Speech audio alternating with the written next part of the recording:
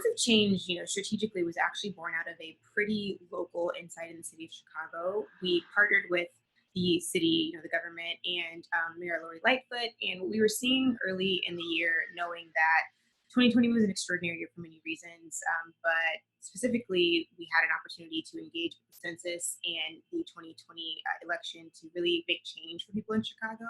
And early in the year, we were seeing that census participation was pretty low across the board, but specifically in communities on the south and west sides, which were typically Black and Brown communities.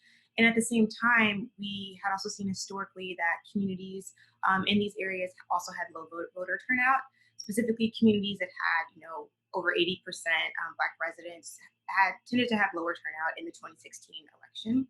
And when Lightfoot came into office in 2019, it was paramount for her to create a more inclusive, a more equitable Chicago. So with that in mind, we were already challenged with driving more engagement. But then at the same time, what happened in Chicago last year was after the murder of George Floyd, the city really turned out in an amazing way, really, taking their voices to the streets, protesting, really coming together and unifying to demand this change that communities have been asking for a long time. When you think about the history of Chicago specifically, it's one of, if not the most segregated cities in the country. And, these communities on the south and west sides that we were intending to speak to had seen decades of disinvestment, decades of just not being given the same investment and opportunities as other areas in the country. And it led to this, really a feeling of apathy and distrust in government. And so when we saw, people taking to the streets, and after business owners were boarding up their windows, people were coming together to begin painting these incredible messages of unity and hope. And incredibly, even in some of these instances, you saw business owners partnering with the artists, to drive these messages. And it's important to say, like, we didn't commission any of the artwork that was used, but we had this insight, like in seeing people come together in this way and seeing people engage civically in protesting, because it was a big thing for us not to discredit that as a form of civic engagement. So strategically, the idea came out of that. It was, clearly there's a desire to engage. Clearly, there's a community that wants to be heard. And if you're not, represented in the census and in voting, that impacts how investments are distributed, how you're represented in the city. And so that is what we wanted to do. We wanted to remind people that there was power in the vote, combined with what you're doing in the protest, combined with what you're doing organizing in the streets. There's a lot of power also in these democratic institutions that the mayor and the city also wanted people to take advantage of and be engaged with. And so strategically, that's what we did. We literally took the voices that were in the streets, and we wanted to maintain that inertia and the momentum that was there, sustain it all the way through November. And so that's what we did. We took these messages and we converted them into powerful symbols to remind people of the power of the vote.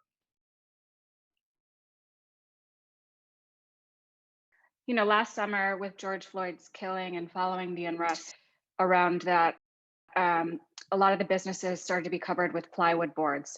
Initially, they were blank boards, but then with time, we noticed that there was beautiful, striking pieces of artwork that were going up on these boards. And what that meant was that these businesses were really taking a stand publicly on important matters that were happening. So our creatives took notice and we started discussing internally. We wanted to figure out how we could catapult these messages forward beyond their life on the stores. We knew that there was going to be a lifespan, right? Like these stores were eventually going to rebuild and these boards would come down.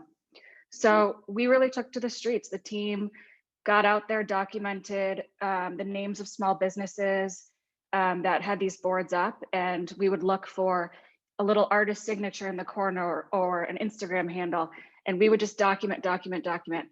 After that, it just became a thing of outreach. So it was really cold calling, and it was me and an associate producer.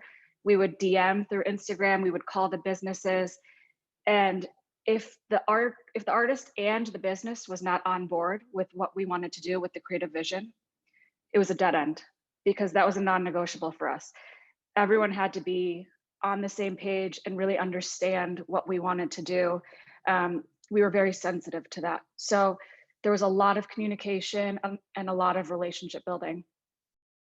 working on a campaign for the city of Chicago, working to, change perceptions about engaging with specific democratic institutions in Chicago, like the vote and the census. And so we really honed in specifically on very local organizations. So we partnered very closely with the Board of Elections to understand historical data, understand not just, where we were seeing disparities in engagement so that we would be able to specifically target those communities, but also to understand, patterns in history of why people weren't engaging. It wasn't as simple as, an influencer campaign or throwing, doing like a voter registration drive just to get people registered. We really wanted to get at like the really deep hesitancies and the deep barriers that people had to engaging.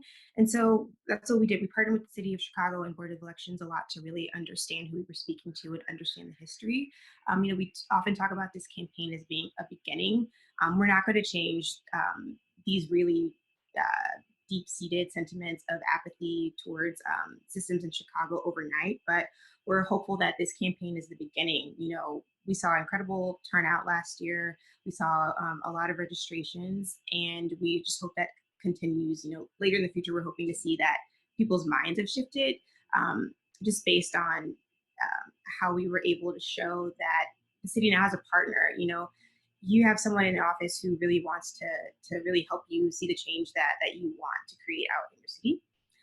Other relationships we developed were with the artists organizations in Chicago. So, like I said, we didn't commission any of the artwork. All of the artwork that you saw in the campaign was pulled from the streets. And so it was very important for us to develop relationships with the people behind it, the artist collectives behind it, like Sounding Boards and Paint the City, so that we had the trust of the artists. It was very important that this came across as authentic, because we were trying to build trust in the campaign. So we had to really gain the trust of the artists that we were working with, and we put them front and center. We had them at public events, to speak their truths as the voices in the streets that we were working to amplify, not necessarily co-opt. We really wanted to act as a partner to the artists. And then lastly, I'd say we developed a really great relationship with When We All Vote, which a lot of people recognize as a voter organization led by Michelle Obama. So we were able to leverage that credibility and their platform to house a lot of the voter resources that we were offering people as solutions. So when you scan the QR code that was in the voting booth, you were taken to a site that was housed on When We All Vote's platform that allows you to see, you could register on the spot, but if you weren't ready in that moment, it offered you everything you needed to make a voting plan. You could see voter registration deadlines. You could see deadlines for working to get a mail-in ballot. You could see where the polling places were in your area. So, it was very important to have these relationships that offered us credibility, authenticity, and the means to bring real solutions to people in these communities.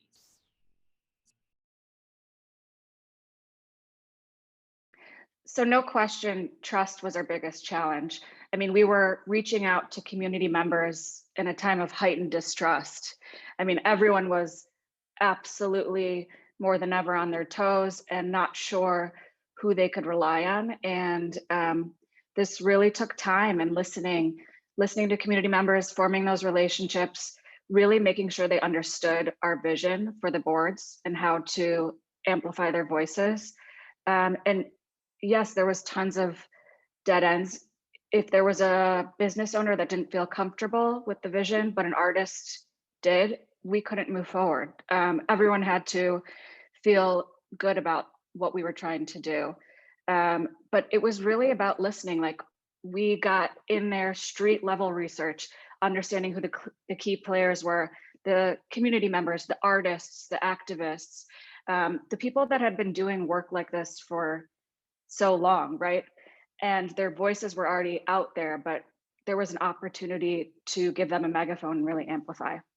So without doubt, trust was something that took time and we had to work through.